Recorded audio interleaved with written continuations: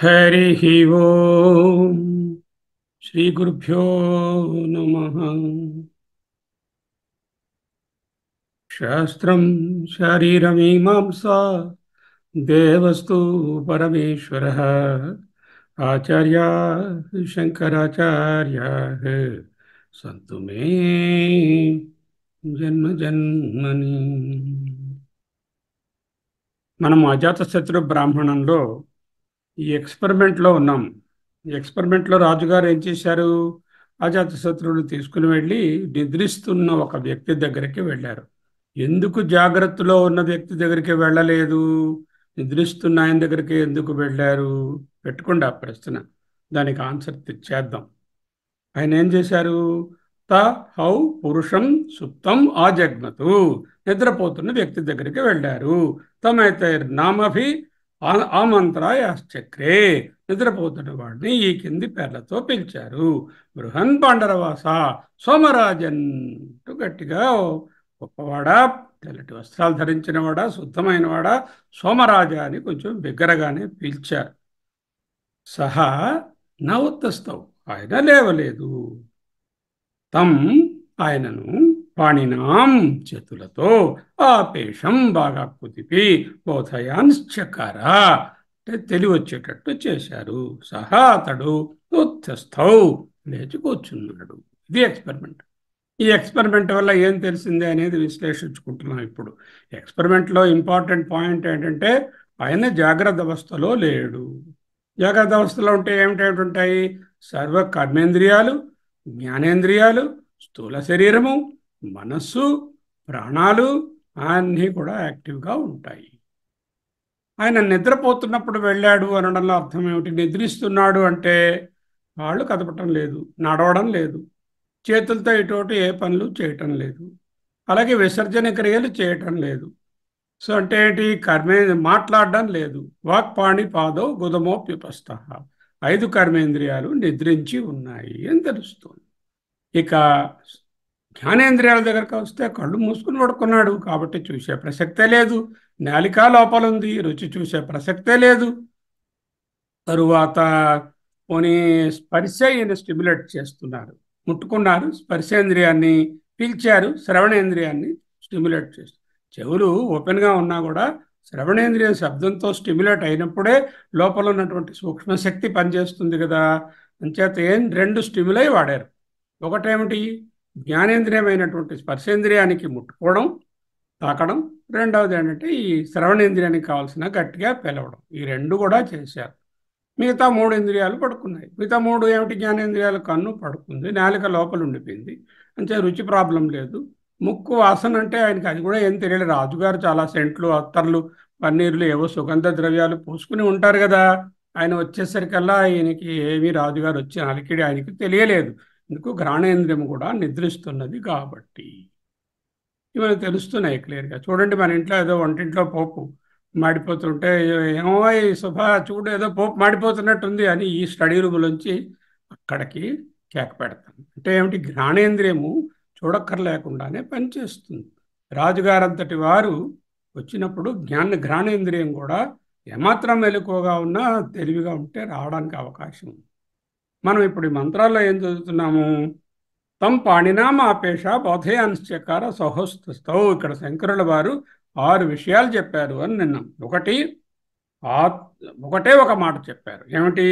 స్థూల, సూక్ష్మ, వ్యతిరిక్త ఆత్మ అన్నారు. స్థూల, సూక్ష్మ, వ్యతిరిక్త ఆత్మ అంటే ఆత్మ స్థూల శరీరం కాదు, ఆత్మ సూక్ష్మ శరీరం కాదు. సూక్ష్మ శరీరాలంటే మనసు, ఇంద్రియాలు. ఆత్మ ప్రాణము కాదు, ఆత్మ కరణాల ద్వారానే ప్రకటితం అవుతుంది అనేటటువంటి 6 అంశాలను. శరీరం అంటే కర్మఫలం, అంతఃకరణం మీద అనుభవాలు డిపెండ్ అయి ఉంటాయి. కానీ చైతన్యం అందరిలోనూ ఒక్కటే అని చెప్పుకున్నాం కదా. ఈ విధంగా చెప్పుకున్నప్పుడు ఇక ఏదైనా ఒక వ్యక్తికి వ్యత్యాసం వస్తోంది అంటే ఆ వ్యత్యాసము ఓన్లీ వాళ్ళ తాలూకా అంతరంగము లేక అంతఃకరణము లేక మనస్సు లేక వాసనలతో కూడినటువంటి ఈ చిదాభాసునిలో నుండేటటువంటి వ్యత్యాసాలు. ఇది మనం తెలుసుకున్నాం. అది కాకుండా ఇంకా ఏం తెలుసుకున్నాము 16వ మంత్రంలో సహోవాచ అజాతశత్రు ఎత్రైష ఏతత్సుప్తో భవతి ఏష విజ్ఞానమయ పురుష వేషతదాత్మా అభూత్. ఎక్కడుంటాడు? వేష వేషతదాభూత్ కుతయే తదాగాత్, ఎక్కడి నుంచి వచ్చాడు? తదు హనమే గార్గ్య, ఈ విషయం నాకు గార్గ్యుడు తెలియలేదు అన్నారు. ఒక వస్తువు నిద్రపోతున్నప్పుడు ఆయన తాలూకా ఈ శక్తులన్నీ కూడా, అంటే ఒక మనిషి నిద్రపోతున్నప్పుడు యత్రేష సుప్తో అభూత్, నిద్రపోతున్నప్పుడు ఈ జీవాత్మ లేక ఈ విజ్ఞానమయ పురుష అంది ఉపనిషత్తు. విజ్ఞానమయ పురుషుడు, చిదాభాసుడు, జీవాత్మ ఎక్కడ ఉంటాడు, ఎక్కడి నుంచి మళ్ళీ బయటకు జాగ్రత్తలో వస్తాడు, అది తెలిస్తే సోర్స్ ఏమిటని అడుగుతున్నారు. ఎక్కడ లయమవుతుంది, లయమయ్యే కారణం ఏమిటి, ఎక్కడి నుంచి మళ్ళీ వస్తుంది. ఎక్కడ లయమవుతుంది? ఏదైనా దాని కారణంలోనే లయమవుతుంది. ఆభరణం పోయి బంగారంలో లయమవుతుంది, అల పోయి నీటిలో లయమవుతుంది, మట్టి పోయి కొండపోయి మట్టిలో లయమవుతుంది. ఏ ఈ చేతనంగా కనిపిస్తున్నటువంటి వ్యవహరిస్తున్నటువంటి ఈ జీవాత్మ లేక జీవుడు లేక విజ్ఞానమయ పురుషుడు లేక చిదాభాసుడు ఆయన దాని తాలూకా సోర్స్ అయినటువంటి నిర్విశేష జ్ఞానంలోనే విలీనమవుతుంది. జీవాత్మ స్వరూపం ఏమిటి, అది ఎందులో లయమవుతుంది? జీవాత్మ స్వరూపము పరమాత్మ స్వరూపం. జీవాత్మ రూపము ఇదిగో ఈ రూపం, కనిపిస్తున్నటువంటి దృష్ట రూపం. వ్యావహారిక దాన్ని రూపము అంటాం, నామము రూపము. స్వరూపానికి నామము లేదు, రూపము లేదు. ఆ స్వరూపమే జీవాత్మ స్వరూపమే పరమాత్మ స్వరూపము. సుషుప్తిలో జీవాత్మ పరమాత్మలో లయమవుతుంది.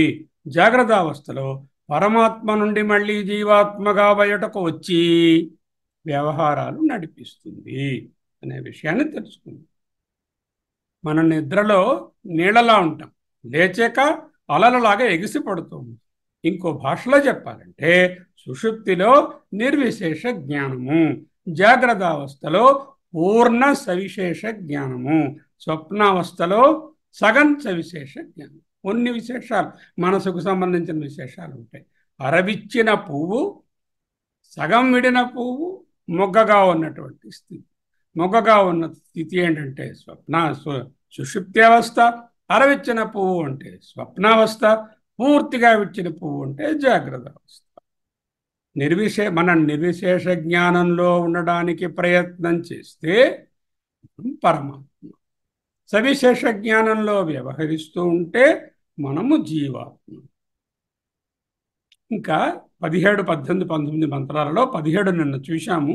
ఈ మంత్రంలో 17లో సుషుప్తి గురించి జీవాత్మ ఏంటవుతుందో అజాత శత్రువు అడిగాడుగా ప్రశ్న, ఎక్కడ లయమవుతుంది, ఎక్కడి నుంచి వస్తుందని దానిని వివరిస్తున్నారు రాజుగారు. సుషుప్తిలో జీవాత్మ పరమాత్మలో ఎలా లయమవుతుందో ఎక్స్ప్లెయిన్ చేస్తున్నారు. ఈ అర్థం చేసుకోవాలంటే మనము స్వరూపం గురించి కొంచెం తెలుసుకోవాలి. మన స్వరూపం ఏమిటి? పరమాత్మ స్వరూపం లేక నిర్విశేష చైతన్య రూపము. దీనినే సాక్షి చైతన్యము అంటారు. నేను నిజానికి స్వరూపంలో ఎవరిని? సాక్షి చైతన్యాన్ని. వ్యవహారంగా ఎవరిని? నామరూపాలు ఇవన్నీ లంపటములు, ఈ అటాచ్మెంట్స్ అన్నీ కలిగినటువంటి ఒక వ్యక్తిని. సాక్షి చైతన్యమైనటువంటి నాకు ఒక ఉపాధి ఉంటేనే ఆ చైతన్యం ప్రకటితమవుతుంది. ఈ ఉపాధియే కారణము లేక కొన్ని ఇన్స్ట్రుమెంట్, ఇంద్రియము. ఈ ఇంద్రియాలు 5 + 5 + 4 అంతరేంద్రియాలు. సింపుల్గా చెప్పాలంటే ఒక మాటలో అంతఃకరణములు దాని తాలూకా అసిస్టెంట్స్ అని చెప్పుకో. సర్వవ్యాపకమైనటువంటి మహదాకాశం ఉన్నది. కుండలో ఘటాకాశంగా ఆ ఘటం ఉన్నప్పుడు కనిపిస్తూ ఉంటుంది. నిజానికి అది ఎప్పుడూ మహదాకాశమే. కుండలో ఉన్నప్పుడు, కుండ ఉండనప్పుడు, కుండ పుట్టడానికి ముందు కూడా అది మహదాకాశమే కదా. చేత ఈ సాక్షి అంతఃకరణంలో ప్రతిబింబించినప్పుడు, అంటే ప్రతిబింబించే మాధ్యమము లేక ఉపాధి ఉన్నప్పుడు ఒక ప్రతిఫలనము ఏర్పడుతుంది. ఆ ప్రతిఫలనము అనే చిదాభాస అంటాము. ఈ చిదాభాస చితి యొక్క ప్రతిబింబము. అయితే ప్రతిబింబము అందరి వ్యక్తులలోనూ అన్ని ప్రాణులలోనూ ఒకటిగా ఉండదు. ఎందుకు? అంతఃకరణ ధర్మాలు వేరు వేరు కాబట్టి. చిత్ అందరిలోనూ ఒకటే, బ్రహ్మం ఒకటే, పరబ్రహ్మం ఒకటే అని పాడినా, సర్వం కల్విదం బ్రహ్మ అన్న, బ్రహ్మ సర్వం బ్రహ్మమయం అనేటటువంటి కీర్తన పాడినా చిత్ గురించే మాట్లాడుతున్నాం. ఆ చిత్ అందరిలో ఒక్కటే ఉంటుంది.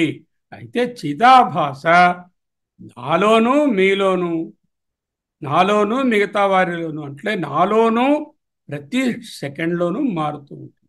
నిన్ననున్న చిదాభాస ఈరోజు నాలో ఉండదు. ఈరోజున్న ఇంద్రియ అనుభవాలు వేరు, ఈరోజున్న ఇంద్రియ పటుత్వం వేరు, ఈరోజున్న అవస్థలు వేరు.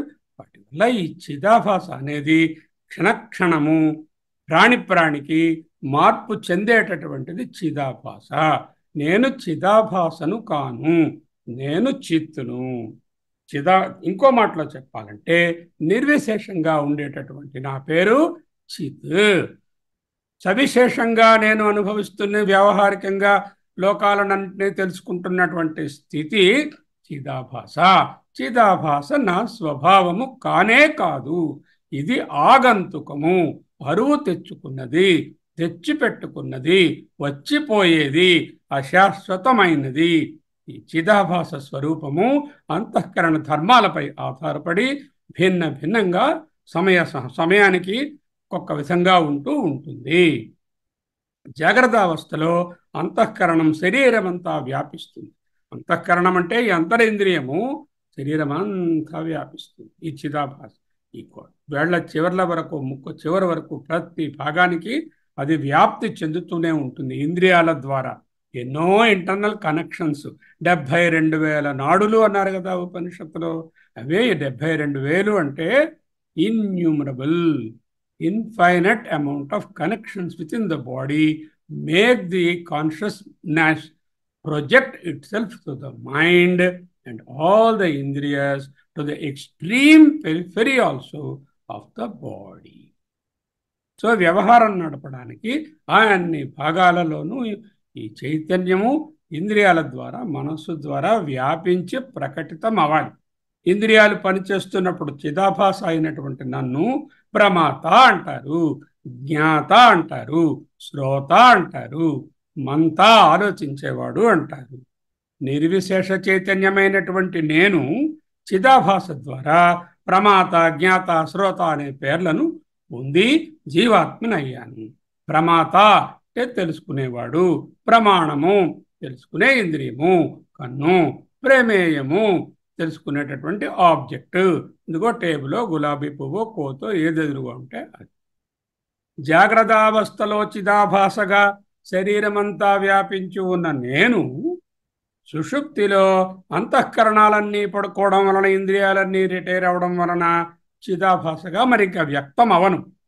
నన్ను ప్రతిబింబించే మాధ్యమం నిద్రపోతున్నది కాబట్టి ప్రతిబింబ చైతన్యంగా ప్రకటితమవుతున్నటువంటి నేను నా స్వరూపంగానే మిగిలి ఉంటాను. స్వరూపంలో ఉండడాన్నే స్వ అపీతి ఇది స్వపీతి. ఆయనకు పేరేమిచ్చారు? స్వపీతి అని పేరిచ్చారు. సుషుప్తిలో స్వపితి అంటారు. స్వాపీతో భవతి ఆర్ స్వాపీతో ఇది.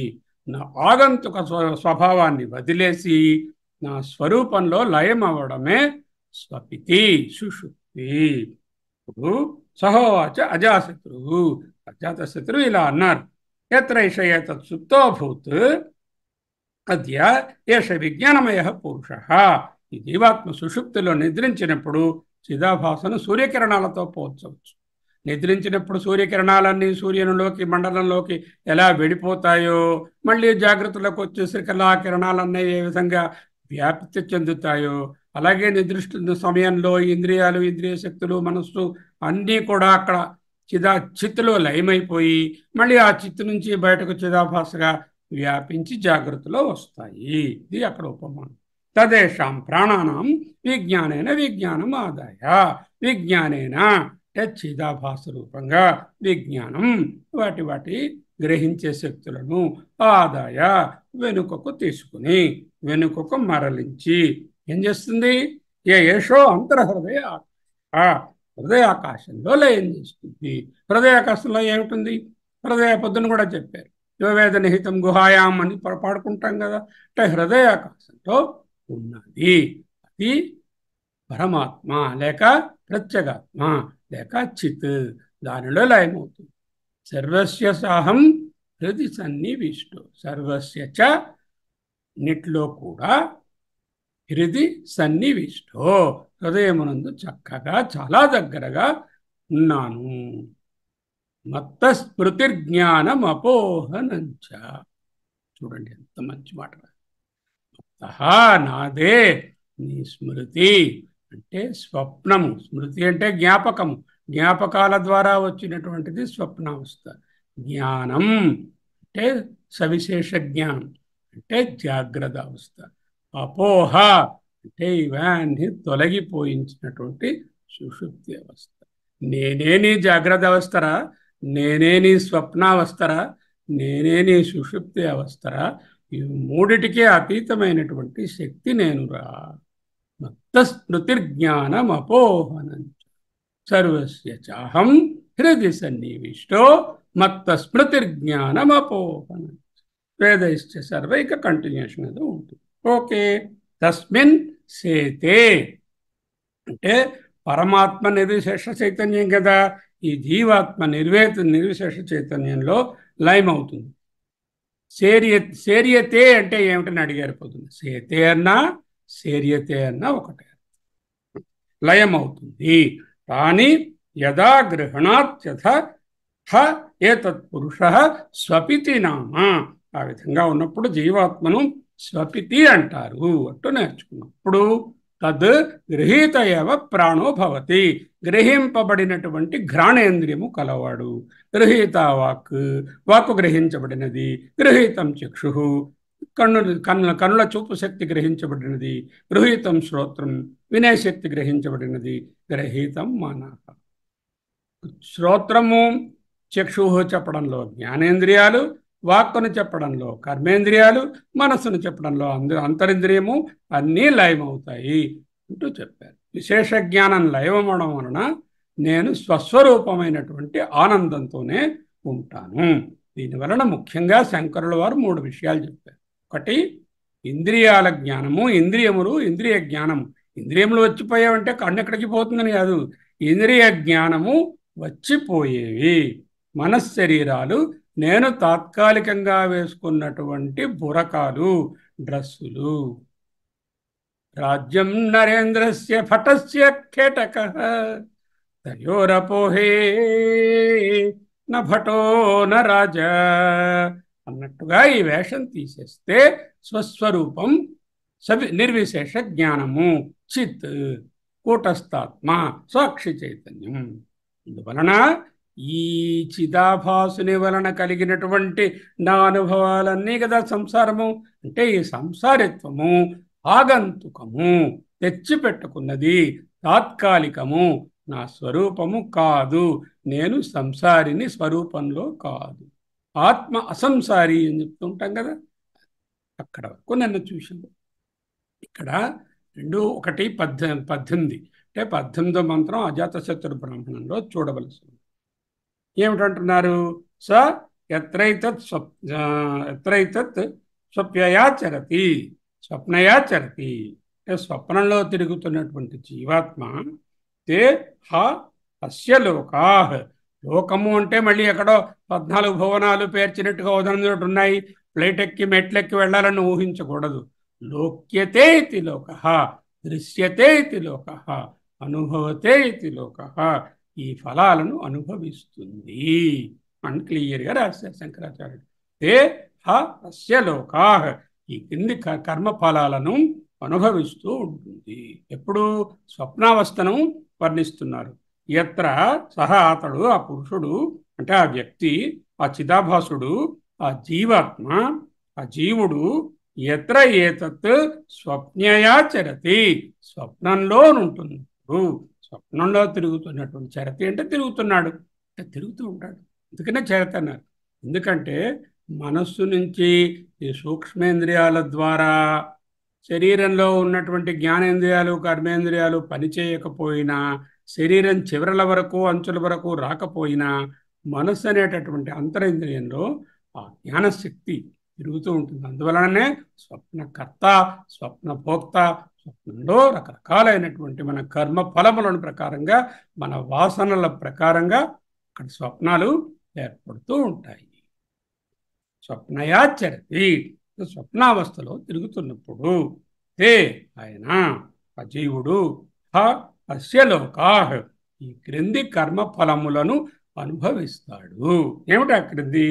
తత్ ఉతేవ మహారాజు ఈ ఆహా, నేను మహారాజుని అని ఓ స్వప్నంగా అంటాడు.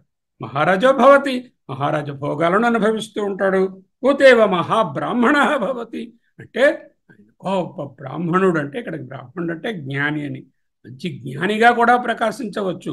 ఉచ్చావంచం నిగచ్చతి అంటే ఉన్నతంగానే నావచ్చు, నికృష్టంగానే నావచ్చు, హీనంగానే నావచ్చు, రకరకాల అనుభవాలు కలుగుతాయి ఎప్పుడు? స్వప్నంలో. అప్పుడు ఏం చేస్తాడు? స యథా మహారాజో జానపదాన్ని గృహీత్వా స్వే జనపదే యథా కామం పరివర్తతే. ఏ విధంగా అయితే యథా మహారాజో, ఏ విధంగా మహారాజు గారు జానపదాన్ ప్రజలను గృహీత్వా వాళ్ళందరినీ తీసుకుని వాళ్ళని అధీనంలో ఉంచుకుని జనపదే తన సామ్రాజ్యంలో యథాకామం యథేచ్ఛయా పరివర్తతే తిరుగుతూ ఉంటాడు. ఏ విధముగా రాజుగారు తన తాలూకా మొత్తం బెటాలియన్ని ప్రజలను అధీనంలో ఉంచుకొని స్వచ్ఛగా తన సామ్రాజ్యంలో తిరుగుతూ ఉంటాడో, ఈ మనస్సు అనే రాజుగారు, మనస్సు అనే దేవుడు, యశదేవ మనః అన్నారు కదా అక్కడ, ఆ దేవుడు తిరుగుతూ ఉంటాడు. ఎక్కడ? తన సామ్రాజ్యంలో, తన సామ్రాజ్యమైనటువంటి మనోమయ కోశంలో తిరుగుతూ ఉంటాడు. ఆయన ఈ అంతరింద్రియాలు బహిరింద్రియాలైనటువంటి ఈ స్థూల శరీరాలు సూక్ష్మ శరీరాల దగ్గరకు రాడు. కానీ మనోమయ కోశం, అన్నమయ కోశంలోనూ ఉండడు, మనోమయ కోశంలో తిరుగుతూ ఉంటాడు. ఏవమేషవై ఏతత్ ప్రాణాన్ గృహీత్వా స్వే శరీరే యథా కామం పరివర్తతే. అదేవిధంగా అతడు ప్రాణాన్ గృహీత్వా అంటే ప్రాణములను స్వాధీనంలో పెట్టుకుని, ప్రాణములను మనం స్వాధీనంలో పెట్టుకోదు. ఇక్కడ ప్రాణానంటే స్వప్న ఇంద్రియాలను గ్రహించి, స్వప్న ఇంద్రియాలను గ్రహిత్వా అంటే గ్రహించి స్వే శరీరే తన శరీరంలో యథాకామం పరివర్తతే అన్నది ఉపనిషత్తు. యథేచ్ఛగా తిరుగుతుంటాడు. స్వప్నంలో ఏంటవుతుంది అని చెప్పారండి? మనస్సు అనేటటువంటి రాజుగారు తన సామ్రాజ్యమైనటువంటి మనోమయ కోశంలో అన్ని ఇంద్రియాలను విత్డ్రా చేసుకుని తన స్వప్నేంద్రియాలను మాత్రమే ఉంచుకొని తిరుగుతూ ఉంటాడు. ఏమిటి అర్థమైంది ఇప్పుడు? స్వప్నంలో కళావస్థలో బాహ్యేంద్రియములు, స్థూల శరీరము పని చేయవు, మనస్సు మట్టుకే పనిచేస్తూ ఉంటుంది. ప్రాణాలు ఆఫ్ కోర్స్ ఎప్పుడూ పనిచేస్తూ ఉంటాయి. చైతన్యం ఎలాగనో అది నిర్విశేష చైతన్యం ఎప్పుడూ ఉండనే ఉంది. ఇది 2:1:18 అయింది. 19కి వచ్చాం. దీనిలో మరొక్కసారి ఇది సుషుప్తి గురించే మరికొంచెం వివరాలు చెప్తున్నారు. అథా అంటే స్వప్నము స్టేజ్ దాటిన తర్వాత యదా సుప్తో భవతి అంటే అప్పుడు స్వప్నంలో నుంచి సుషుప్తిలోకి జారుకున్నాక యదా న కస్యచన వేద, ఇప్పుడు యదా ఎప్పుడైతే న కస్యచన వేద ఏ విషయమునూ తెలియనటువంటి స్థితి. అప్పులేమైపోయాయి, పిల్లలేమైపోయారు, భర్త ఏమైపోయాడు, అధ్యయన భారతి ఏమైపోయింది, కాన్ఫరెన్స్ ఏమైపోయింది, అకామిడేషన్ ఉందా, టికెట్ వచ్చిందా లేదా, ఏ కన్ఫ్యూషను లేనటువంటి స్థితి. అథ యదా సుప్తో భవతి యదా న కస్యచన వేద హితానామనాడ్యో 2,700,000 700,000 72,000 2,700,000 72,000 నాడులు. ఆ నాడులను ఏం పెట్టారు? హిత అనే పేరు కలిగినటువంటి 72,000 నాడులు ఉంటాయి, కనెక్షన్స్. హృదయాత్ పురీతతం అభిప్రతిష్టంతే, హృదయం నుంచి అంతటా వ్యాపించి ఉన్నటువంటి నాడులు. ఎప్పుడు ఈ హృదయం అనే స్థానం నుంచి అంటే చైతన్యం దగ్గర నుంచి మొదలుకొని ఈ మనసులోకి ఇంద్రియాలలోకి ఈ కనెక్షన్స్ అన్నీ వ్యాపించి ఉంటాయి. తాభి అంటే ఆ నాడులు ప్రత్యవసృప్య పురీతతి శేతే, వాటి ద్వారా ప్రత్యవసృప్య వెనక్కి వెళ్ళి పురీతతి హృదయంలో నిద్రిస్తుంది. శ్వేత చేతే అంటే నిద్రిస్తుంది. శుద్ధ చైతన్యం అన్నది ఎన్నటికీ విశేష జ్ఞానం పోదు, నిద్రించదు, మేల్కాంచదు. ఎందుకంటే విశేష జ్ఞానం పొందాలి అంటే శుద్ధ చైతన్యం అన్నటికీ పోదు. శుద్ధ చైతన్యం ఎన్నటికీ విశేష జ్ఞానాన్ని పొందదు. విశేష జ్ఞానాన్ని పొందాలి అంటే రోజా పువ్వు తెలియాలి, అధ్యయన భారతి గురించి ఆలోచించాలి, గ్లాసు మంచినీళ్లు తాగాలి, లేకపోతే ఒక పాఠం చెప్పాలి అనేటటువంటి విశేష వృత్తి కలగాలి అంటే చైతన్యానికి సాధ్యపడదు. అది ఉపాధి ధర్మమైనటువంటి ఈ ఇంద్రియాల ద్వారానే సాధించగలం. అయితే ఆ చైతన్యం లేనిదే ఈ పనులు జరగదు. అంటే ముందు చెప్పుకున్నట్టుగా ప్రపంచంలో ఉదయం చెప్పినట్టు ఎన్ని రకాలైనటువంటి కర్మలు, తపస్సులు, యజ్ఞాలు ఇవన్నీ ఉన్నప్పటికీ కూడా ఇవన్నీ కూడా కార్యములు. కార్యములకు వెనుక అధిష్టానమైనటువంటి చైతన్యము ఎప్పుడూ నిర్విశేషంగా ఉండనే ఉంది. అంతఃకరణాల ద్వారానే చైతన్యం పనిచేస్తుంది. సుషుప్తిలో అంతఃకరణం లయమవుతుంది కాబట్టి శుద్ధ చైతన్యం ప్రమాత కాలేదు. శుద్ధ చైతన్యము ప్రమాతగా ఉండలేదు. ప్రమాత అంటే తెలుసుకునేవాడు. తెలుసుకోవడానికి ఏం లేకపోతే ఇంకేం తెలుసుకుంటాడు? నమ్మకం ఏం తెలుసుకోవడానికి లేదు. అంటే శుద్ధ చైతన్యము ప్రమాత అవలేదు. అయితే చైతన్యం ఉన్నదని ఎలా తెలుసండి? అంటే ఏమీ ఆలోచనలు లేవు, బాగా పడుకున్నాను, నాకు ఏ ఆలోచన రాలేదు అని పొద్దున్న లేచాక చెప్తున్నాం కదా. అంటే ఈ చైతన్యము ఉన్న స్థితి, అంటే ఈ ఆలోచనలు ఉన్న స్థితి, వృత్తులు ఉన్న స్థితి, వృత్తులు లేని స్థితిని చూస్తున్నటువంటి సాక్షి మనకు తెలియపరచుట వలన తెలుస్తుంది. ఆలోచనలు ఏమీ లేవని తెలుసుకునేది ఒక సాక్షి ఉంది కదా. ఆలోచనలు ఉన్న మనస్సును, ఆలోచనలు లేని మనస్సును సాక్షిభూతంగా చూస్తుంది. దాన్నే నిర్విశేష చైతన్యం, సాక్షి చైతన్యం. ఎందుకు సాక్షి చైతన్యాన్ని నిర్విశేష చైతన్యం అన్నారు అంటే వృత్తులతో ఏ సంబంధం లేదు. ఇందులో రాగద్వేషాలతో కానీ, ద్వంద్వాలతో కానీ, కష్ట నష్టాలతో కానీ, జయాపజయాలతో కానీ ఏ సంబంధము లేకుండా సింప్లీ ఆన్లుక్కర్ లాగా, ఒక సాక్షిలాగా, బాల్కనీలో నిలబడి ప్రొసెషన్స్ చూస్తున్న ఆయనలాగా, అక్కడ ఫ్యూనరల్ ప్రొసెషన్ వెళ్ళినా, మ్యారేజ్ ప్రొసెషన్ వెళ్ళినా, చిన్నపిల్లల ఆటల ప్రొసెషన్ వెళ్ళినా సంబంధం లేదు. కానీ చూస్తున్నాడా లేదా? చూస్తున్నాడు. అలాగా సాక్షి చైతన్యంగా ఉంటుంది. దానినే నిర్విశేష చైతన్యం అంటారు. ఈ నాడుల ద్వారా అంతఃకరణంతో కూడినటువంటి చిదాభాష జాగ్రత్త అవస్థలో శరీరం అంతా వ్యాపించి జాగ్రత్త వృత్తులన్నీ చేస్తూ ఉంటుంది. శరీరం చివరి దాకా తిరుగుతూ ఉంటుంది.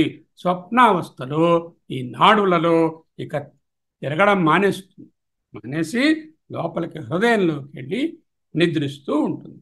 పడుకున్న మనిషిని ముట్టుకున్నప్పుడు శుద్ధ చైతన్యం ఉన్నా కూడా ఆయనకు తెలియదు. అదే కదా ఎక్స్పెరిమెంట్. పడుకున్న మనిషిని ముట్టుకున్నారు అంటే స్పర్శేంద్రియాన్ని స్టిమ్యులేట్ చేశారు. ఆయన చైతన్యవంతుడా? చైతన్యం లేని రాయా? కాదు కదా. ఆయన చైతన్యవంతుడే కదా సోమరాజు అని తెలియలేదు. ఎందుకు తెలియలేదు? ఈ నాడుల ద్వారా అది వ్యాపించి జాగ్రత్త వలె అది స్పర్శేంద్రియం దగ్గరకు రాలేదు కాబట్టి స్పర్శ తెలియలేదు. పోనీ సూక్ష్మేంద్రియమైనటువంటి చెవిని స్టిమ్యులేట్ చేశాడు, అప్పుడు కూడా ఆయనకేమీ రాలేదు. సరిపోయింది కదా. ఆయన తాలూకా ప్రాణాలు ఉన్నాయా లేదా అని ఎలా తెలిసింది? లేవలేదు, ముందు కుదిపితే లేచాడు. అంటే ప్రాణం లేకపోతే రాయిని కుదిపితే లేవదు కదా. అంటే కుదిపితే లేచాడు అంటే ప్రాణశక్తి యాక్టివ్గా ఉన్నట్టే లెక్క. అయితే సుషుప్తి అవస్థ ఎటువంటిది? మహదానం పొందేటటువంటి, ఆనందం పొందేటటువంటి అవస్థ. ఎందుకు మహదానందం పొందుతాం మనం సుషుప్తిలో? సుషుప్తిలో నాకు పరిమితులు లేవు, నాకు రాగద్వేషాలు లేవు, ద్వంద్వాలు లేవు, సంసారం లేదు, కుటుంబ చింతలు లేవు, అనుబంధాలు లేవు, ఆత్మీయతలు లేవు, ఉద్యోగపరమైనటువంటి విద్యార్థికి ఉండేటటువంటి చికాకులు లేవు, భార్య లేదు, లేడు, పిల్లలు లేరు, అధ్యయన భారతి లేదు, అధ్యయనం లేదు, టైంకు రావాలనే బాధ లేదు, ఇగో ఈ తలనొప్పి అంతా వినాలనే బాధ లేదు. అదే కొంతమంది చక్కగా క్లాసులో సుషుప్తిలో నిద్రపోతూ ఉంటారు. వాళ్ళకి మహదానందమే మహదానందం. ఇవన్నీ తెలుసుకోవడానికి ఏదైతే పఠిస్తున్నారో దానికన్నా అత్యంతమైన ఆనందాన్ని టెంపరీగా అనుభవిస్తూనే ఉంటారు. మన మంత్రము చాలా బ్యూటిఫుల్గా ఉంది. అతిఘ్నీం ఆనందస్య గత్వా శయీత అవతిష్ఠేత అన్నది ఉపనిషత్తు. అతిఘ్నీం ఆనందస్య, అతిఘ్నీం అంటే అతిశయేన దుఃఖం హంతీత్యగ్ని, అతిఘ్ని అన్నారు భగవత్పాదులు. అతిశయేన అంటే నేను సూపర్లేటివే, దుఃఖం హంతి ఇది అతిఘ్ని, దుఃఖాన్ని పోగొట్టుకున్నటువంటి స్థితి, దానిని అతిఘ్నీం, అతిఘ్నీం ఆనందస్య అంటే అత్యంత అతిశయించిన ఆనందం యొక్క అవస్థను గత్వా ఉంది, శయీత అవతిష్ఠేత. అంత ఎక్కువ స్థాయిగా వర్ణించిందో ఉపనిషత్తు చూడండి. జాగ్రత్తావస్థలో మనం ఆనందాన్ని పొందుతాం, కానీ ఆనందము వచ్చిపోతూ ఉంటుంది. రెండు అనుభవాలకు, దుఃఖాలకు, కష్టాలకు మధ్య వచ్చే చిన్న గ్యాపే ఆనందంగా తెలుస్తుంది. దానిని ఇంకొక ఉపనిషత్తులో శృత్యంతరే ప్రియ మోద ప్రమోద అంటూ చదువుతుంది. ఆనందమయ కోశ తాలూకా డిస్క్రిప్షన్లో కోశానందానికి తల వచ్చి ప్రియము, దక్షిణ పక్షము మోదము, ఉత్తర పక్షము ప్రమోదము అంటూ అక్కడ చదువుకున్నాం. దాని పుచ్చము బ్రహ్మ ప్రతిష్ట, దానికి ఆధారము సోర్స్ అనేటటువంటిది నిర్విశేష చైతన్యం అంటూ తైత్రీయంలో చదువుకున్నాం. జాగ్రత్తావస్థలో మనం పొందేటటువంటి ఆనందము ఏదో కొద్దిపాటి ఆనందం ఉన్నప్పటికీ అది ప్రియామోద ప్రమోదాలు అనేటటువంటి రూపాలలోనే ఉంటుంది. హెచ్చు తగ్గులు కలిగి ఉంటుంది. రెండు సమస్యలకు మధ్య వచ్చే కొద్దిపాటి తెరిపి ఆనందం. ఫర్ ఎగ్జాంపుల్, ఒక ఇల్లు కొనాలి, అది కొనాలంటే అప్పు చేయాలి, అప్పు ఇచ్చారు ఆనందం. మళ్ళీ అప్పు ఇచ్చినటువంటిది లోన్ రిలీజ్ అయ్యే వరకు మళ్ళీ పరితాపము. రిలీజ్ అయింది, ఆ రిలీజ్ అయింది పెట్టి ఇల్లు కొన్నాము, కొన్న తర్వాత ఆనందం, మళ్ళీ ఆనందం పోయి ఆ ఇంటికి ట్యాక్స్ కట్టాలి, ఇది కట్టాలి, ఖాతా మార్చాలి, పట్టా మార్చాలి, ఇంటికి సరైన వాడు మనం గృహప్రవేశం చేయాలి, ఆ తర్వాత అద్దె వాళ్ళని వెతుక్కోవాలి, ఇవన్నీ రకరకాల ప్రాబ్లమ్స్. అంటే రెండు సమస్యలకు మధ్య వచ్చే చిన్ని ఆనంద సమయాన్ని ఏదైతే ఉందో అదే ఆనందం జాగ్రత్తలో ఉంటుంది. అది ప్రియామోద ప్రమోదాలుగా ఉంటుంది. అటువంటిది తక్కువ స్థాయి ఆనందం. పూర్ణానందము లేక దుఃఖం అతీతమైనటువంటి ఆనందము, అతిశయైన దుఃఖం అతీతి అనేటటువంటి అతిఘ్ని అనే ఆనందావస్థ కాదు. జాగ్రత్త అవస్థలో అతిఘ్ని ఆనందాన్ని పొందలేము. జాగ్రత్త అవస్థని విడిచి స్వప్నావస్థలో అతిఘ్ని ఆనందాన్ని పొందుతాం. కానీ ఇక్కడ ఉపనిషత్తు ఏంటంటుందంటే జాగ్రత్త అవస్థలో కూడా ఈ అతిఘ్ని ఆనందాన్ని ముగ్గురు పొందవచ్చయ్యా అంటుంది. ఏమిటంటుంది? సయథా కుమారోవా మహారాజోవా మహాబ్రాహ్మణు. 3 ఎగ్జాంపుల్స్. సరే, కుమారవ్వా చిన్నపిల్లవాడు, వాడికి దుఃఖము సుఖము ఏమిటి, కష్టమో నష్టమో ఏమిటి, ఏదో కొంచెం దెబ్బ తగిలితే ఏడుస్తాడు, మిగతా అంటే ఆకలిస్తే ఏడుస్తాడు తప్ప మిగతా టైం అంతా చాలా మంచి ఆనందాన్నే పొందుతుంది. ఎందుకంటే సమస్యలు చికాకులు ఏవి మనసులో లేవు కాబట్టి, చేయవలసిన పనుల లిస్టు లేదు, సమస్యలు లేవు. యథా కుమారోవా మహారాజోవా, రాజు తలుచుకుంటే దెబ్బలకు ఏమి కొదువు అన్నారు. అంటే మహారాజు గారు సర్వసామ్రాట్టు, సర్వం సహా చక్రవర్తి, ఆయనకు అన్ని పవర్స్ ఉన్నాయి, ఆయనకేమీ కష్టాలు ఉండవు అని పైకి అనుకుంటాం. అంటే సాధారణంగా చాలా వరకు మనకన్నా ఎక్కువ ఆనందాన్నే మహారాజు గారు జాగ్రత్తలో అనుభవిస్తారు. కానీ నిద్రావస్థలో, స్వప్నావస్థ, సుషుప్తి అవస్థలో నిండారరాజు నిద్రించు నిద్రయునొకటే, అండనే బంటు నిద్ర అదియునొకటే అన్నారు కదా అన్నమాచార్య. అంటే సుషుప్తిలో ఉండేటటువంటి ఆనందము అది ఆత్మానందము, చిత్తుకి సంబంధించిన ఆనందము, అది అతిఘ్ని ఆనందము. అది పూర్ మ్యాన్కు రిచ్ మ్యాన్కు ఒక్కటే. నిండార రాజు నిద్రించు నిద్రయునొకటే, అండనే బంటు నిద్ర అదియునొకటే, మెండైన బ్రాహ్మణుడు మెట్టు భూమి ఒకటే, చండాలుడుండేటి సరిభూమి ఒకటే, తందనానాహి తందనాన అంటూ వేదాంతాన్ని గుప్పించి రచించారు మహానుభావుడు.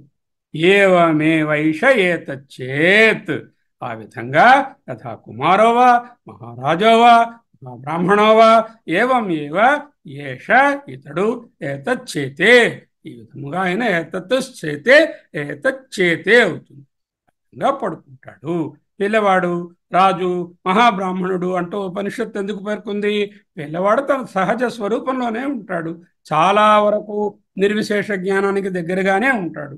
కాబట్టి అతని కోరికలు లేకపోవడం వల్ల ఆనందంగా ఉంటాడు, కోరికల వల్ల వచ్చే బాధలు లేవు. మహారాజు తలుచుకుంటే ఆయన ఏదైనా సాధించగలడు. అంతే, రాజు కావాలనుకుంటే కొండ మీద కోతినైనా తెప్పిస్తారు. మహాబ్రాహ్మణుడంటే మహాజ్ఞాని. మన రమణ మహర్షి వారు, మన సమర్థ రామదాస్ వారు, రామకృష్ణ పరమహంస వారు, ఇటువంటి మహాత్ములు ఉన్నారే, వాళ్ళు జాగ్రత్త అవస్థలో కూడా నిర్విశేష చైతన్యంగానే ఉంటారు. కాబట్టి వాళ్ళు అతిఘ్నీం ఆనందం ఆనందస్య గత్వా అనేది వాళ్ళకు సరిపడుతుంది. సో అశ్నుతే సర్వాన్ కామాన్ సహా అంటుంది తైత్రీయం. సహా అతడు సర్వాన్ కామాన్ వస్తే పొందుతాడు, పూర్ణత్వ భావం ఉంటుంది, పూర్ణ కాముడై ఉంటాడు. ఈ విధంగా జీవాత్మ పరమాత్మ స్వరూపంలో లయమై ఉండడం వలన ఆయన జవాబు చెప్పలేదు. అది కథ. ఇప్పుడు 22:1-20 అనే మంత్రంలోకి వెళ్తున్నాం.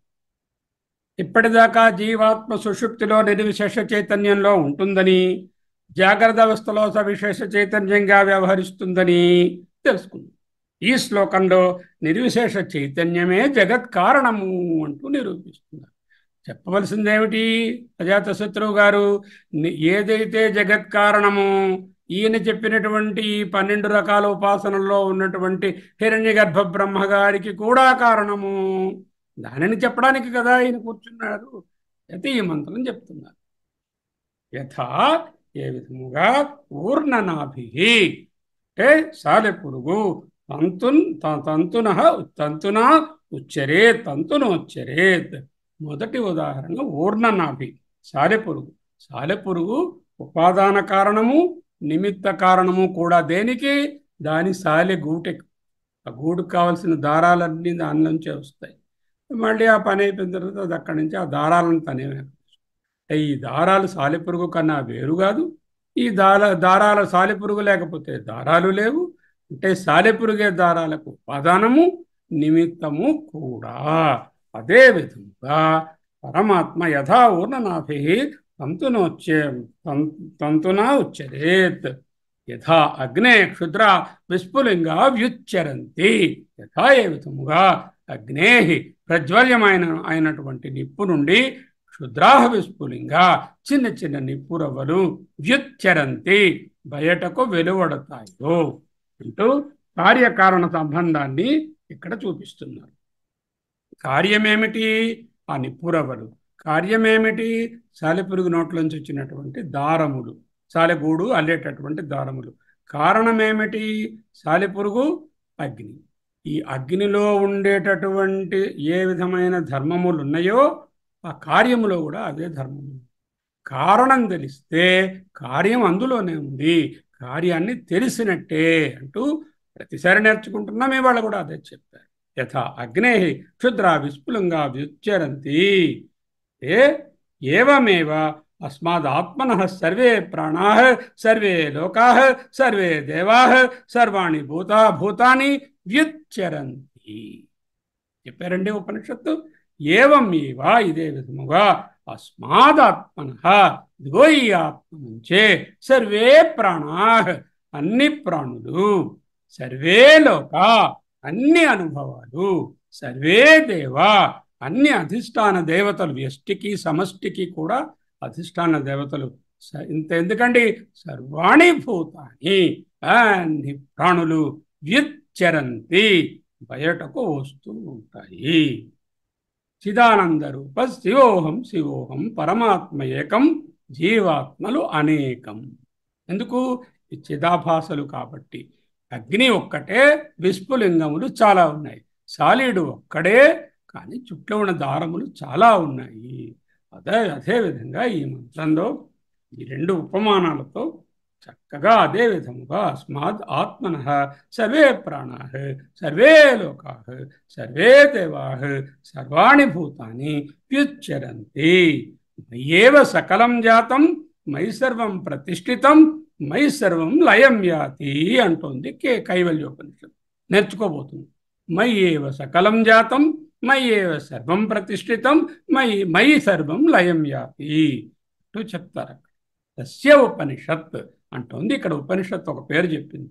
తస్య అంటే ఆ ఆత్మ యొక్క పేరు ఉపనిషత్ అన్నది. అంటే ఉపనిషత్ అంటే రహస్య నామము అని అర్థం చెప్పారు భగవత్పాదులు. ఆత్మకు ఒక రహస్య నామము కలదు. తస్య అంటే ఆత్మ, జీవ పరమాత్మలను ఐక్యం సూచించేటటువంటి ఆత్మ. అవస్థాత్రయ వివేకం ద్వారా అజాతశత్రువు జీవాత్మ పరమాత్మల ఐక్యాన్ని చూపించాడు. ఉపనిషత్ అంటే ఇక్కడ భగవత్పాదుల వారి అర్థము రహస్యనామం అన్నారు. ఆత్మ బ్రహ్మత్వం అని పిలిచే ఒక దాని యొక్క రహస్యనామము ఏ ఉపనిషత్తు. సత్యస్య సత్యమితి, ఇది సత్యానికి సత్యం. అంతటి సత్యం ఏమిటి? ఇదిగో ఈ వ్యావహారిక సత్యం. అంటే ఈ వ్యక్తమైనటువంటి ప్రకటితమైనటువంటి సమష్టి హిరణ్య గర్భ నుంచి వ్యష్టి వరకు ఉండేటటువంటి సకల విశ్వం ఏదైతే ఉందో ఇది సత్యం. అంటే వ్యావహారిక సత్యం. వ్యావహారిక సత్యం అంటే జాగ్రత్త ప్రపంచం. అలాగే ఇది కూడా ఒక జాగ్రత్త ప్రపంచం కూడా స్వప్నం లాంటిదే. ఎందుకు? వేదాంతపరంగా చూస్తే ఈ జాగ్రత్త ప్రపంచం కూడా అనేక రకములైన మార్పులను కలిగి ఉంటుంది. ఒకటి. రెండు, కాలానికి లోబడి ఉంటుంది. మూడు, ఒక కాలంలో ఒకలాగా ఇంకొక కాలంలో ఇంకొకలాగా వికారాలు కలిగి ఉంటుంది. నాలుగు, ఈ జాగ్రత్త ప్రపంచానికి లోపల చైతన్య ఆత్మ లేనిదే దానికి ఉనికి లేదు కనుక దీనిని ఏమన్నారు? వ్యావహారిక సత్యం, transactional truth. It is only for transacting your ఇంద్రియ వ్యాపారాస్ this is truth, but in fact it is not the ultimate truth. Is it truth or not? వ్యావహారిక సత్యం, yes, it is truth. To what extent? To the transactional extent. వ్యావహారికంగా సత్యం, ఇది పారమార్థికంగా in reality it is not the ultimate truth. వ్యావహారిక సత్యం అంటే ఏమిటి? హిరణ్య గర్భ బ్రహ్మ. వ్యవహారిక సత్తా ఉన్నది ఎవరిది? హిరణ్య గర్భ శక్తియే కదా. జాగ్రత్త ప్రపంచం ఇది కూడా ఒక స్వప్నం లాంటిదే. ఎందుకు? స్వప్నము కరిగిపోతుంది, జాగ్రత్త అవస్థ కూడా, జాగ్రత్త స్థితి కూడా కరిగిపోతుంది. మనకు నిద్రలో స్వప్నంలో పోయినటువంటి పొందినటువంటి అనుభవాలు ఏ విధంగా లయమైపోయాయో జాగ్రత్త అనుభవాలు కూడా నిద్రలో లయమైపోతున్నాయి. ఈ జాగ్రత్త ప్రపంచము నాలో ఒకసారి ఉంటుంది, ఒకసారి ఉండటం లేదు. అనిత్యం అని చెప్పడానికి ఇది ఒక అర్థం. అంటే కాలంలో చూస్తే ప్రళయానికి ముందు, పుట్టడానికి ముందు, ప్రళయానికి తరువాత కూడా లేదు. ఇది త్రికాల బాధ్యము, త్రికాలములలో నిత్యముగా ఉండనటువంటిది. ఒక కాలంలో ఉండి ఇంకో కాలంలో ఉండదు. జాగ్రత్తలో మాత్రమే భాషిస్తూ స్వప్నంలో నిద్రలో భాషించకుండా ఉంటుంది. దీనికి స్వతంత్రమైన ఉనికి లేదు. రెండవది, ఇది మార్పులు చెందుతూ ఉంటుంది, విభిన్నత్వం కలిగి ఉంటుంది. వేరేజ్ పారమార్థిక సత్యంలో విభిన్నత్వం ఉండదు, ఏకత్వమే ఉంటుంది, మార్పులు చెందదు, కాలానికి లోబడదు, కాలం తాలూకా ఎఫెక్ట్ దాని మీద ఉండదు. అది మూడు కాలాలలో ఒక్కలాగే ఉంటుంది. అది పారమార్థిక సత్యం. ఇక ప్రాతిభాషిక సత్యం అన్నది ఒకటి ఉంది కదా, అదేమిటి? అది స్వప్న ప్రపంచం. ఈ స్వప్న ప్రపంచానికి జాగ్రత్త ప్రపంచానికి చిన్న వ్యత్యాసం. జాగ్రత్త ప్రపంచము చాలా వరకు నాకున్నట్టే ఎదుటి వాళ్ళకు కూడా ఉంటుంది. అంటే 50-60%. అంటే ఒక స్త్రీని చూశాను, మా అమ్మగారిని చూశాను. చూస్తే అందరినీ అమ్మగారిని చూడాలి కదా, అంచేత అమ్మగారినే చూశాను. చూస్తే ఈ వ్యక్తికి ఆమె అమ్మగా సాక్షాత్కరించింది వ్యవహారం. అదే నా భార్య చూస్తే అత్తగారుగా సాక్షాత్కరించింది, మా నాన్నగారు చూస్తే భార్యగా సాక్షాత్కరించింది. అంటే ఉన్నది ఒకే స్త్రీ అయినా అనుభవాలు వేరువేరు. అంటే జాగ్రత్తలో ఉన్న వస్తువులు అనుభవంలోకి సాధారణంగా అందరికీ వస్తున్నా వాళ్ళకు కలిగేటటువంటి అనుభవాలు వాళ్ళ అంతఃకరణాన్ని బట్టి, వాళ్ళ వాసనలను బట్టి, నాలో తల్లి అనే వాసన, ఆమెలో తత్తగారు అనే వాసన, ఆయనలో భార్య అనే వాసన ఉండబట్టి వేరువేరుగా కనపడ్డారు. అంటే జాగ్రత్త ప్రపంచం చూడడానికి అందరికీ ఒకలాగే ఉన్నట్టున్నా వ్యక్తి వ్యక్తికి జాగ్రత్త అనుభవాల్లో మార్పు ఉంటుంది. స్వప్న ప్రపంచం మీకే పరిమితం. మీ స్వప్నంలో మీరు ఏమి చూశారనేది ఇంకొకరికి తెలియదు. అంతేకాదు మీరు ఏం చూసారన్నది మీకే తెలియదు. మన్నాడు అయ్యేసరికి అలా డీటెయిల్స్ తెలియవు. ఏదో వేగ్గా పలానా ఏనుగు తొక్కేసింది అనేటటువంటి జ్ఞాపకం ఉంటే ఉండొచ్చు, కానీ మిగతా డీటెయిల్స్ మర్చిపో. స్వప్నావస్థలో ఉండేటటువంటి ప్రపంచము అత్యంత తాత్కాలికము. జాగ్రత్త అవస్థలో ఉన్నది కొంచెం దీర్ఘ స్వప్నం, a little bit prolonged dream అని 7 అవస్థలు చెప్తారు. స్వప్న అదేంటది, స్వప్న స్వప్నం, స్వప్న జాగ్రత్త, జాగ్రత్త జాగ్రత్త ఒక్కొక్కసారి వచ్చినప్పుడు ఆ అవస్థల గురించి చెప్పుకుందాం. సరే, ఇక్కడ వచ్చింది మనకి తస్య ఉపనిషత్, ఇది రహస్య నామము. ఎవరికి? అదిగో ఆ లోపల ఉన్నటువంటి నిర్విశేష చైతన్యానికి. ఈ నిర్విశేష చైతన్యము సత్యస్య సత్యం, అంటే వ్యావహారికంగా వ్యవహరిస్తున్నటువంటి ఈ సత్యానికి, ఈ విశ్వానంతటికి కూడా underlying the ultimate single one reality ఈ సత్యస్య సత్యం. గార్గ్య అయ్యో ఏమిటండి సత్యస్య సత్యం అన్నారు, మళ్ళీ కన్ఫ్యూజింగ్గా ఉందన్నట్టు కనుబొమ్మలు ముడిపెట్టాడు. అందువలన గురువు గారే చెప్తున్నారు, ప్రాణావై సత్యం, ప్రాణావై సత్యం తేషాం ఏవ సత్యం ఇది. ప్రాణాలే సత్యము, ఇది వాటి ఆ ప్రాణాల యొక్క సత్యము. ప్రాణం అంటే ఏం చెప్పుకున్నాము ముందు వాక్యంలో? ప్రాణాలంటే సర్వ సృష్టి అని చెప్పారు. ఏం చెప్పారు? ఏవమేవ అస్మాత్ ఆత్మనః సర్వే ప్రాణాః, అంటే సర్వే లోకాః, సర్వే దేవాః, సర్వాణి భూతాని వ్యుచ్చరంతి. whatever that is manifest in the whole world as Vishwam, past, present and future, all that comes under the first level of Satyam. That is the Vyavaharika Satyam. Tesham, వాటికి ఏష ఈ ఆత్మ సత్యం. It is the truth of the truth, truth of the truth, the ultimate truth or పారమార్థిక సత్యం of the వ్యావహారిక సత్యం. మరి ప్రాతిభాషికము వ్యావహారికంలోనిదే, కొంతసేపు ఉంటుంది. అంటే రెండే సత్యాలు ఉన్నాయి, ఒకటి వ్యావహారిక సత్యము, ఒకటి పారమార్థిక సత్యము. ప్రాతిభాషిక సత్యం అన్నది ఒక్కొక్క జీవికి కొద్ది కాలం పాటు వెంటనే మర్చిపోయేటట్టుగా ఏర్పడే మానసిక అనుభవాలే కాబట్టి వాటిని వ్యావహారిక సత్యంతో కలిపేయడమే. దానికి కూడా ఇదే సత్యం. వ్యావహారిక సత్యానికి, ప్రాతిభాషిక లేక స్వప్న సత్యానికి కూడా సత్యం ఏది అంటే సత్యం తేషాం ఏవ సత్యం ఇతి. ఇతి అంటే ఇక్కడతో ఈ మంత్రం అయిపోయినది అని ఒక ఇండికేషన్. సర్వే ప్రాణాః, సర్వే లోకాః, సర్వే దేవాః. ఎందుకండి సర్వాణి భూతాని. ఇంత వివరణ మాకు వద్దండి అంటే సృష్టి మొత్తం వ్యావహారిక సత్యం. సృష్టిని సత్యం అని ఎందుకు ఉపనిషత్తు ఉంది? వేదాంతంలో జగత్తుని మిథ్య అంటారు కదా, ఇక్కడ సత్యం అని ఎందుకండి అన్నారు?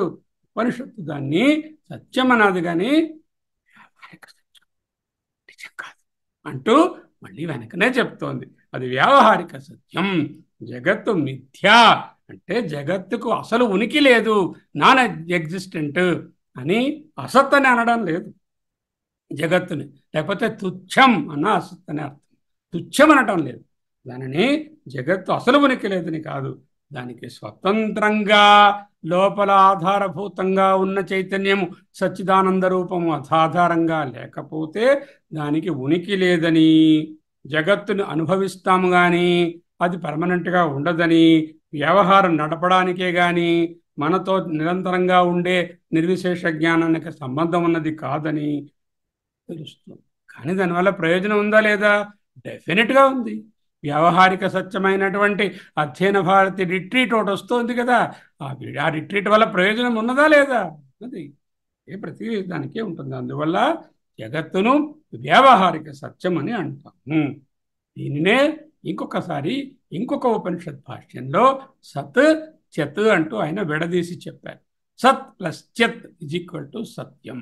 సత్ అంటే మూర్తమని, యత్ అంటే అమూర్తమని, మూర్తామూర్తములుగా అంటే కనిపించి కనిపించని వాటిగా ఉండే, మూర్తములు అంటే ఏదో 3 భూతాలు, అమూర్తాలు అంటే 2 భూతాలు అనే ఒక అర్థం అలా ఉన్నప్పటికీ మూర్తములు అంటే తెలుస్తున్నవి, అమూర్తములు గోచరము కానివి. ఫర్ ఎగ్జాంపుల్ మైక్రోస్కోపిక్ బ్యాక్టీరియా ఉన్నాయి, ఎవరికి తెలుసు? ఎన్ని కోట్లు ఉన్నాయో. అండర్ వాటర్ వరల్డ్ ఎవరికి తెలుసు? ఎవరికి తెలియదు. అంతరిక్షంలో ఉండే గ్రహాలు ఎవరికి తెలుసు? ఎవరికి తెలియదు. అవన్నీ అమూర్తములు. మూర్తములంటే ఏది గోచరమవుతుందో, ఈ పంచేంద్రియాల ద్వారా ఏది పట్టుకోగలనో అది మూర్తమని. ఏదైతే నేను పట్టుకోలేనో దానిని అమూర్తమని చెప్పుకుంటే చాలా బ్రాడర్ మీనింగ్ వస్తుంది. మూర్తములు జలము, అగ్ని, పృథివీ, జలము, పృథివీ, అగ్ని. అమూర్తములు వాయువు, ఆకాశం. Okay, very simple way of understanding. But వాటి నుంచి వచ్చినటువంటివి కొన్ని మూర్తములు, కొన్ని అమూర్తములు. కొన్ని ప్రత్యక్షంగా పరోక్షంగా మనకు ఇంద్రియ గోచరం అవుతున్నాయి, తెలియవస్తున్నాయి, అవన్నీ మూర్తాలు. లేనివన్నీ అమూర్తాలు. అంటే వ్యావహారిక సత్యం జగత్తు. ఆత్మ ఈ వ్యావహారిక సత్యానికే సత్యం, ఇది పారమార్థిక సత్యం. అయితే ప్రాతిభాసిక సత్యం ఏమైందండి? అది వ్యావహారిక సత్యంలో ఒక భాగంగానే చెప్పుకుంటాము. ఇక్కడతో ఈ అజాతశత్రు బ్రాహ్మణము 2:1:20 మంత్రంతో అయిపోయిందంటే ఆయన క్లోజ్ చేయరా. సత్యస్య సత్య భాష్యం అని ఒక చాప్టర్ మళ్ళీ రాశారు.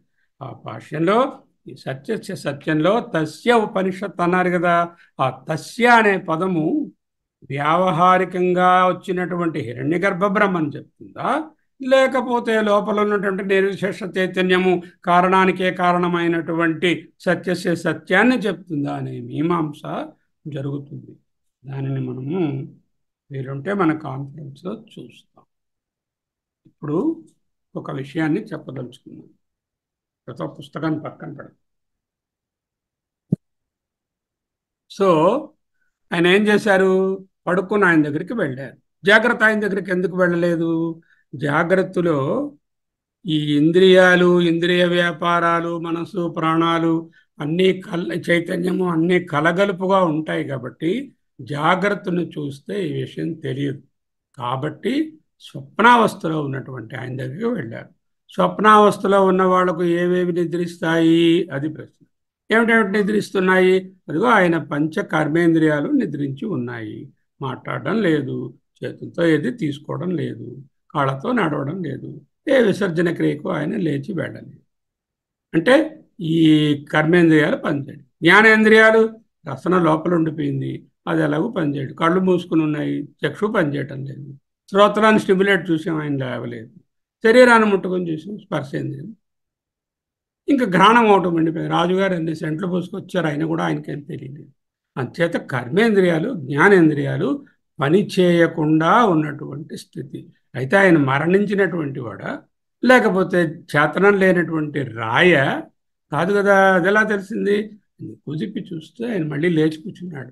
అయ్యో రాజుగారు నమస్కారం అని కూర్చొని ఆయనకి సీట్ అది ఇచ్చి మాట్లాడాడు. కాబట్టి ఎక్స్పెరిమెంట్ వల్ల ఏం తెలిసిందంటే సుషుప్తి అవస్థలో, స్వపీతి అనేటటువంటి అవస్థలో వ్యక్తి యొక్క స్థూల శరీరము, స్థూల శరీరానికి కనెక్ట్ అయినటువంటి స్థూల శరీరమా ఈ గోళకాలు అంటే ఇగో ఈ పైన ఉన్నటువంటి external parts of the special sense, అవి స్పియర్స్ అంటాం. గోళకములు అంటే స్పియర్స్. స్థాపనం స్వస్వగోళకే అంటారు వివేక చూడమణిలో ఒక చోట. గోళకములు అంటే spear. The sphere of hearing is located in the ears. The sphere of eyesight is located in the physical eye. That is the గోళక. Okay, ఈ గోళకాలతో పాటుగా గోళకాల వెలకాల ఉన్నటువంటి సూక్ష్మేంద్రియమైనటువంటి చూపు, వినికిడి, స్పర్శ జ్ఞానము అలాంటివన్నీ కూడా మనస్సు కూడా పడుకుంది. మనసు పడుకునిందని ఎలా తెలిసిందండి? ఆయన మనస్సులో ఉంటే కళలలో ఉంటాడు, కళలలో ఉంటే మనసు మెలకువగా ఉంటే కళల్లో ఉంటాయి, కళల్లో ఉంటే ఇటు అటు దొరుకుతూ ఉంటాడు, చేతులు కళ్ళు కదుపుతూ ఉంటాడు. ఏదైనా చిన్న చిన్న మాటలు కూడా మాట్లాడో జల్పం అంటారు దాన్ని. అలాంటిది ఏదైనా చేస్తున్నా అవేం లేవు, ఆ చేస్తారు. కాబట్టి మనసు కూడా నిద్రించి ఉన్నదనే మనం ఊహిస్తాం. అయితే ప్రాణాలు నిద్రిస్తున్నాయా? ప్రాణాలు నిద్రించడం లేదు, ప్రాణాలు అలాగే ఉన్నాయి. ప్రాణాలు నిద్రించలేదు అంటే ప్రాణాలు నిద్రిస్తే మనిషి ఉండడు. ప్రాణాలు పనిచేస్తున్నాయని తెలుస్తుంది. అంటే ఆ ప్రశ్నకి ఆన్సర్ వచ్చింది కదా. ఏ ఏ ఇంద్రియాలు నిద్రిస్తాయి, ఏ ఏ ఇంద్రియాలు జాగ్రత్తగా ఉంటాయి? మనసు జ్ఞాన కర్మేంద్రియాలన్నీ పడుకుంటాయి, ప్రాణాలు మట్టుకు జాగ్రత్తగా ఉంటాయి. ఈ స్వప్న అనుభవాన్ని ఎవరు పొందుతారు? ఇది కదా క్వశ్చన్. మూడో క్వశ్చన్, స్వప్న అనుభవాన్ని మనస్సు అనేటటువంటిదే తన తాలూకా పరిధిలో రాజుగారు తన తాలూకా సామ్రాజ్యంలో తిరిగినట్లు ప్రజలందరినీ కంట్రోల్ చేసి తన తాలూకా పవర్ని ఎగ్జిక్యూట్ చేసినట్లుగా ఈ స్వప్నావస్థలో మనస్సు అనేటటువంటి మనోమయ కోశంలో ఈ ఇంద్రియాలు తిరుగుతూ ఉంటాయి. ఇంద్రియ జ్ఞానం వరకు రాకుండా అక్కడ తిరుగుతూ ఉంటుంది. కాబట్టి స్వప్నావస్థలో ఈ అనుభవాన్ని పొందేటటువంటిది మనసు అంటూ ఈ ఉపనిషత్తు కూడా చెప్పింది. అది కూడా అదే చెప్తుంది. అయితే ఇంకొక డౌట్ వస్తుంది. సరే, ఈ ప్రాణమే చైతన్యం అనొచ్చు కదా, మరి ప్రాణం వేరే చైతన్యం వేరే అని నాకు ఎలా తెలిసింది అంటే క్లియర్గా తెలుస్తుంది. ఎందుకంటే ఈ ప్రాణం అనేటటువంటిది మెలకువగా ఉన్నది అనే విషయం మనకు తెలుస్తుంది. చైతన్యము ప్రాణము ఒకటే అయితే ప్రాణం మెలకువగా ఉన్నప్పుడు ఈ చేతన కలగాలి కదా. ముట్టుకున్నా పిలిచినా ఆయన చేతన బయటకు రావాలి కదా, రావడం లేదు కదా. అంటే ప్రాణానికి మనస్సును ఇంద్రియాలను ప్రేరేపించే శక్తి ఉన్నది, కానీ అది ఒక్క జాగ్రత్తలోనే చైతన్యం వలననే వ్యక్తమవుతుంది. కాబట్టి చైతన్యం అనేటటువంటి లేకపోతే ఈ ప్రాణాలు ఉన్నప్పటికీ కూడా మనకు ఇంద్రియ జ్ఞానము మనస్సు తాలూకా ఈ విక్షేపాలు కలుగవు. ఫర్ ఎగ్జాంపుల్, ఒక పేషెంట్ ఉంటారు, ఆయనకు కిడ్నీ ఫెయిల్ అయిపోయింది అంటే ఈ విసర్జనేంద్రియాలన్నీ పనిచేయడం మానేశాయి. అంటే అపానవాయువు పొరబడినది, ఇంకా జీవించే ఉంటాడుగా, లేదా డయాలసిస్ చేస్తే ఉంటాడు. ఒక ఆయనకు సర్క్యులేషన్ ఫెయిల్ అయింది, ఆ సర్క్యులేషన్ సపోర్ట్ చేస్తే బతికే ఉంటాడుగా. ఒక ఆయనకు శ్వాసక్రియ పోయింది, ఇంట్యూబేట్ చేసి ఆయనకు రెస్పిరేషన్ ఇస్తే ఆయన ఇంకా కంటిన్యూ అవుతూనే ఉంటాడుగా. ఏంటంటే ఈ ప్రాణాలలో ఏదైనా ఒకటో రెండో లోపించినా కూడా ఇంకా చైతన్యం అన్నది, అలాంటి వాళ్ళను మనము చనిపోయిన వాళ్ళగా చెప్పటం లేదు కదా, ప్రాణాలు పోయే అంటం లేదు కదా. అంటే ఈ ప్రాణానికి ఆధారమైనటువంటి చైతన్యము మరొకటి ఉన్నది. ఈ ప్రాణశక్తి అనేది వ్యక్తమైనది కొంత, వ్యక్తమైనది, అవ్యక్త పురుషుడు కాలేదు. అది వ్యక్తంగా ఉన్నాయా, అవ్యక్తంగా ఉన్నాయా? నా రెస్పిరేటరీ యాక్టివిటీని కొలవగలనా, కొలవలేనా? కొలవగలను. సర్క్యులేషన్ కొలవగలనా, కొలవలేనా? కొలవగలను. నా విసర్జనాన్ని కొలవగలనా, కొలవలేనా? అన్నిటినీ ప్రాణ అపాన వ్యాన ఉదాన సమానాలన్నిటినీ కూడా, బ్లడ్ షుగర్ ఇవన్నీ సమానం. అన్నిటినీ I can measure and they're observable, they're objects. whereas Chaitanya is non object. Number 1. Number 2, ప్రాణములలో ఒక వ్యక్తికి ఇంకొక వ్యక్తికి ప్రాణశక్తిలో వ్యత్యాసం ఉంటుంది. నాలో ఉండేటటువంటి రెస్పిరేటరీ కెపాసిటీ ఇంకొకరు పహిల్వాన్ గారిలో ఉండేటటువంటి రెస్పిరేటరీ కెపాసిటీ వేరు. చిన్న బిడ్డలో ఉండేటటువంటి సర్క్యులేటరీ స్టేటస్, పెద్దవారిలో ముసలివారిలో ఉండేటటువంటి వృద్ధాప్యంలో ఉండేవారి సర్క్యులేటరీ స్టేటస్ ఒకటి కాదు. నాలో ఉన్నటువంటి నర్వస్ యాక్టివిటీ అయినటువంటి బ్రెయిన్ ఇంటెలిజెన్సు ఎదుటి వారిలో ఉండేదానికన్నా వ్యత్యాసంగా ఉంది. ఇవన్నీ ప్రాణశక్తులతో కలిసి ఉన్న వాటిలో వ్యత్యాసములు ఉండుట వలన, వికారములు కలిగి ఉండుట వలన, ఏకత్వము లేకపోవటం వలన ఇది చైతన్యము కాదు. ప్రాణశక్తులలో కొన్ని లోపించినా చైతన్యం ఇంకా ఉంటుంది. అన్ని ప్రాణశక్తులు లోపిస్తే ఇంక చెప్పనక్కర్లేదు, ఒకేసారి డెత్ డిక్లేర్ చేయాల్సి వస్తుంది. అంటే వచ్చిపోయే తత్వము, మార్పులుండే తత్వము, విభిన్నత్వము, తరువాత మెషరబిలిటీ. హోమ్ యాక్ట్ కదా, అంటే it can be measured. What can be ప్రమేయము, అప్రమేయము కాదు. చైతన్యము అప్రమేయము, ప్రాణములు ప్రమేయములు. చైతన్యము నిర్వికారము, ప్రాణములు సవికారములు. చైతన్యము ఏకము, ప్రాణములు భిన్నములు. అట్లోనే 5 వేరు. మళ్ళీ ఒక్కొక్క దాంట్లో ఒక్కొక్కరికి ఒక ఇండివిజువల్లోనే కూడా ఒకసారి నుంచి ఇంకొకసారికి ఉండే ప్రాణశక్తులు వేరువేరుగా ఉంటాయి. ఈ కారణంగా ఏదైతే వ్యాకృతమైనదో, వ్యక్తమైనదో, హిరణ్యగర్భ రూపంగా ఉన్నదో, ప్రకటమైనదో ఈ అందరిలో సమానంగా ఉండలేదు. కాబట్టి దానికన్నా హయ్యర్గా ఉండేటటువంటి కారణానికి కారణమైనటువంటి చైతన్యమే ఒకటి. అదే జగత్, అదే అదే ఆత్మ. ఆత్మ, ఈ జీవుడు, ఈ ఈ ఇంటరాక్షను ఈ పర్టికులర్ ఎక్స్పెరిమెంట్లో ప్రూవ్ అయింది. చైతన్యాత్మ, నిర్విశేష చైతన్యము అన్ని ప్రాణులలోనూ ఒక్కటే. నిర్వికారము, నిరంజనము, నిర్గుణము, నిరుపాధికము అని చెప్పబడేటటువంటి ఆ చైతన్యము ఇక్కడ ఉన్నది. ఆ చైతన్య ప్రకటితము కావాలి అంటే ఉపాధిని తీసుకుంటుంది. ఉపాధి ధర్మాలను బట్టి చైతన్యము వ్యక్తమయ్యేటటువంటి అనుభవము వేరుగా ఉంటుంది, కానీ నిజానికి చైతన్యము ఒక్కటి. ఇది మనకున్న ఎక్స్పెరిమెంట్. మీకు ఏమైనా డౌట్స్ ఉంటే అడగండి, చెప్తాను.